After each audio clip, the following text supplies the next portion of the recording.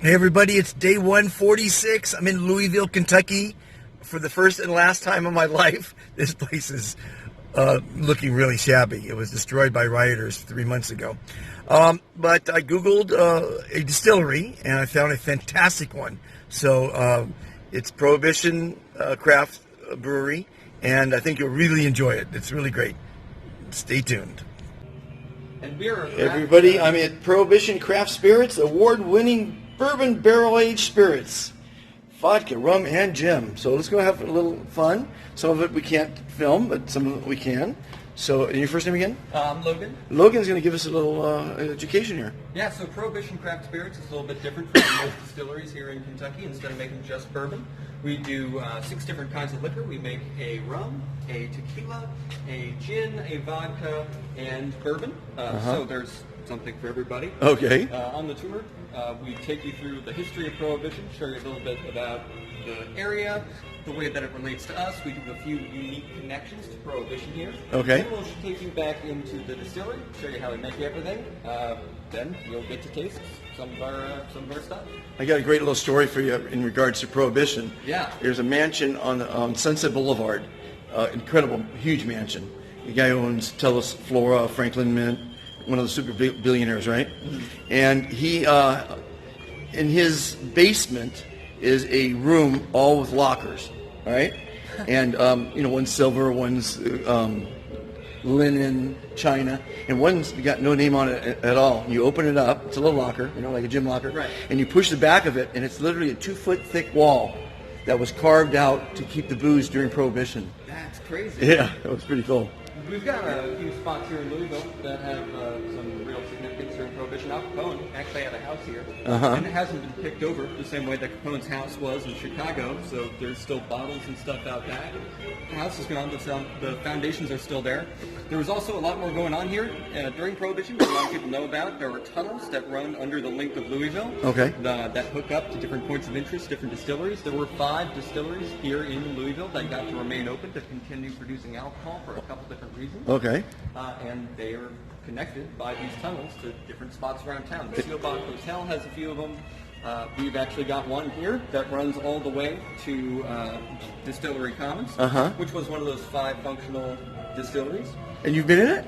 I have peeked into it. It is 100 years of disrepair. Yeah, I bet. So structurally, it's not super safe to walk around it. But yeah, you can crawl in there, stick your head in. Okay, that'd be great.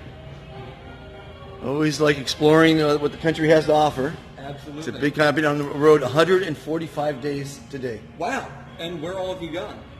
10 states, dozens of cities, campgrounds, bed and breakfasts, hotels, farms. Favorite place you've gone so far? Favorite place? Yeah. Coeur d'Alene, Idaho.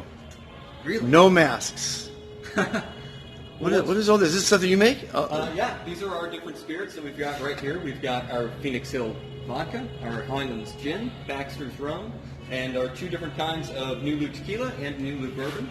We've named all of our different spirits after different neighborhoods here in Louisville. Our master distiller is from Louisville. Okay. We back to the community as much as we can. Oh. So we named all of our different liquors after different neighborhoods. Did you say one of these is a tequila? Yep, these 2. The Reposado is going to be aged in bourbon barrels for 5 months. I'm an expert in tequila. Oh, yeah? And I drive the owner of Patron's yacht. Wow. I'm his private captain. How do you feel about barrel-aged tequilas? I think they're sipping, obviously. Right. They're sipping tequilas, but delicious. Well, we've got 2 really good ones. That Reposado, like I said, aged. Don't say the word good anymore. You have 2 fantastic ones. 2 fantastic tequilas. They have actually won a number of awards. Okay. One's aged in 4 Roses and Buffalo Trace barrels for 5 months. The other one's for 13 months. Our gin is going to be another one of our super unique spirits. We have replaced 30% of the juniper that you typically infuse into gin with those 14 different botanicals over on that wall. Right. And for the moment, we are sourcing our bourbon. Our bourbon is not ready yet. In fact, we were raided by the government about 6 years ago before we were Prohibition Craft Spirits. Our master distiller had a separate company here. Okay. A guy who was a little bit less than reputable. Okay. As the partner. So he actually got found out by the government that he had been breaking all these laws. They sent down agents, and then they tagged everything up as evidence and really confiscated all of his liquor. So our bourbon got set back a little bit, but we will have bourbon. That'll be out relatively soon, and we're going to have a big bourbon release party. We've got a rye that we'll start selling here in about a month. Oh. Bourbon should be just a few years out, so Okay. it'll be great. Well, stay in touch. We've also got an extra añejo that'll be coming out after Oh, that. there you go. That extra añejo is going to have even more of that real smoky, oaky flavor that it gets from the bourbon barrel. Uh-huh. Back here is our distillery. We make all of our spirits right here in house. In this one place. In this one place. So everything from fermentation to distillation to bottling to shipping will all occur right here. Really? These over here on this wall are our fermentation tanks. They hold 1,500 gallons each. And that's where we'll ferment our lemon juice and our sugar. If we are making our gins or our vodkas, we'll also ferment our molasses and our sugar in there for making our rum. And then that corn, barley, and rye if we're doing bourbon. That's our pot still over to the left there. That's the one that we'll use to make our rum and our bourbon.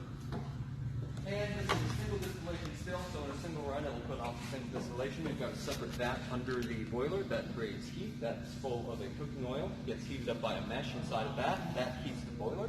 It's going to vaporize the alcohol in that fermented molasses and sugar, or the fermented corn and water and barley. And then it's going to be vaporized. It's going to pass into this chamber here.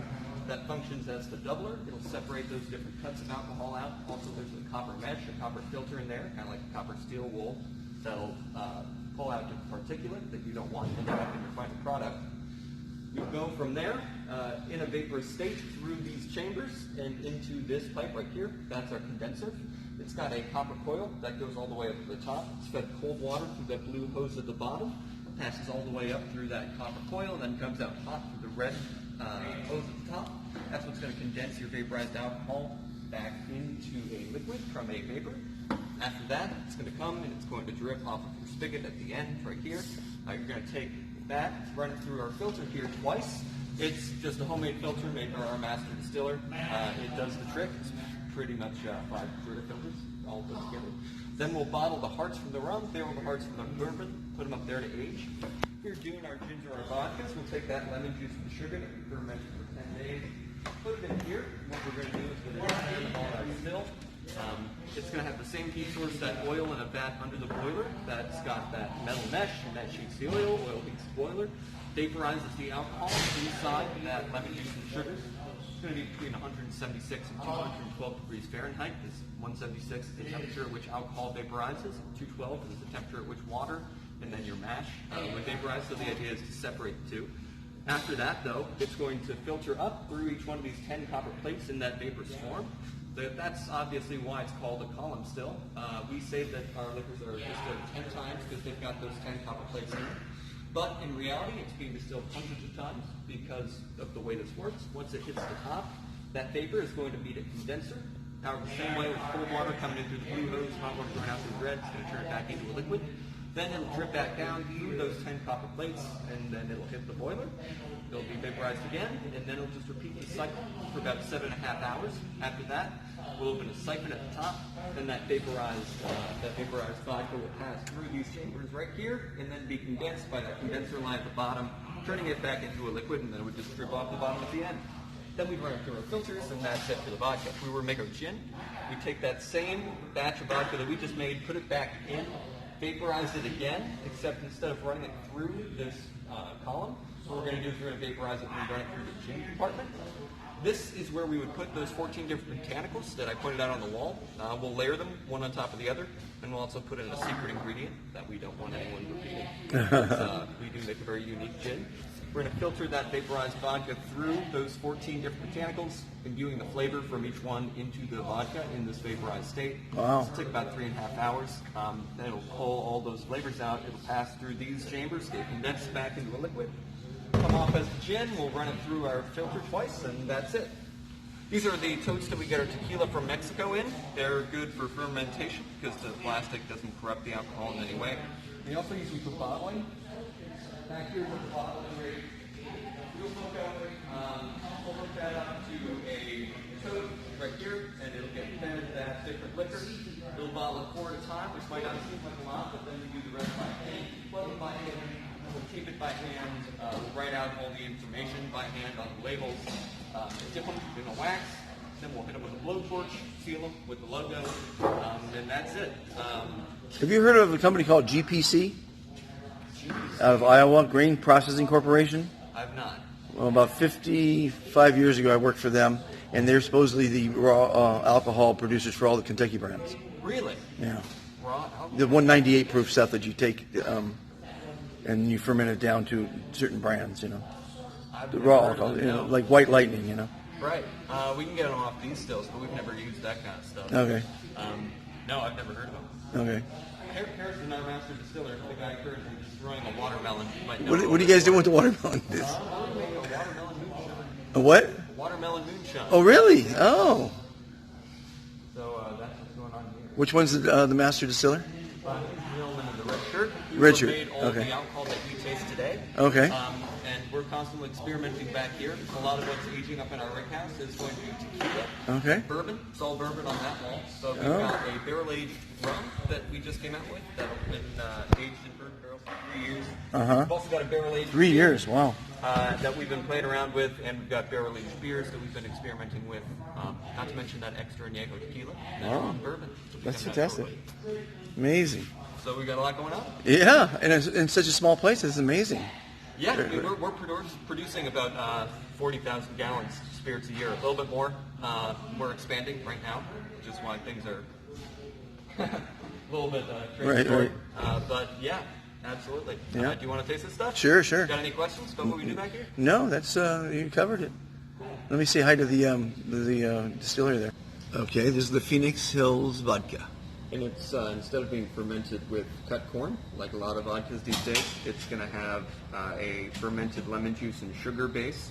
So that eliminates a lot of the alcohol kind of burn that you'd expect with a vodka. Cool. Great. And he says Highlands Gin is his favorite. It's the one that we infused with those 14 different botanicals, including that one secret ingredient that we don't tell anybody. Okay. Instead of being kind of junipery, piney, kind of Christmas tree flavored, it's kind of summery and refreshing because it's got a much more floral palette than a lot of different gins. Cool. The Baxter's rum, what was it? It's going to be made out of triple blackstrap molasses and pure cane sugar. It's distilled only once, so it is a little bit harsher than the gin and the vodka, but it's a delicious mixer. Give it a try. And we have the Reposado tequila, right? Mm-hmm. This is going to be aged in barrels from Four Roses and Buffalo Trace distilleries for 5 months. It's going to have some of that smoke, some of the oak of the bourbon barrel, not quite as much of the mouth burn that people expect from tequila. Cool. This is the aged Añejo, okay. Instead Añejo. of 5 for the Reposado, it's going to be 13. So it's over twice as long, aged in those Four Roses Buffalo Trace barrels.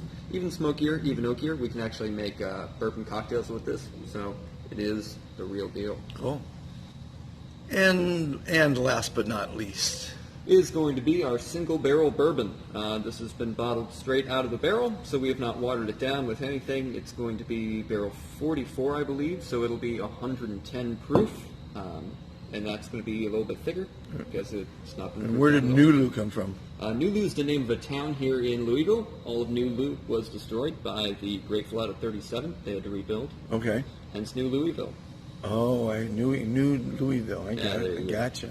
Nulu. Where can people find this fine stuff? You can check us out at prohibitioncraftspirits.com and PCS Distilling on Facebook and Instagram. Thanks. Also check us out at 436 Baxter Avenue. We got a great bar. Yeah.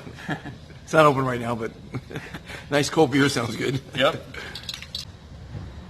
I was admiring their bar here, which is what's the material? It's cement. It's a colored cement, and it's just gorgeous. The guy is not only a master distiller, but he's a master craftsman. He built all this kind of stuff. So. Oh, and I'll mention that you can get a barrel for $75 if you're interested. We got a few extra barrels right now. Oh, selling the used barrels. Yep.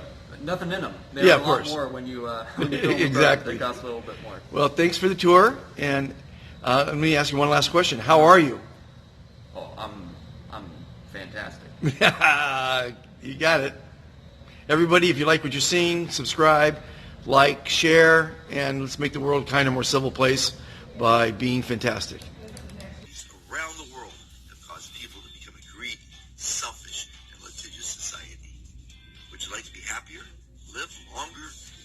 forgotten and help make the world a kinder, more civil place?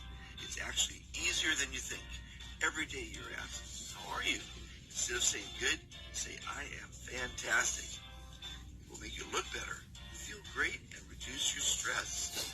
Making the world a better place starts with each person. Please join the Be Fantastic movement today. What you want to be, you can be. Be fantastic.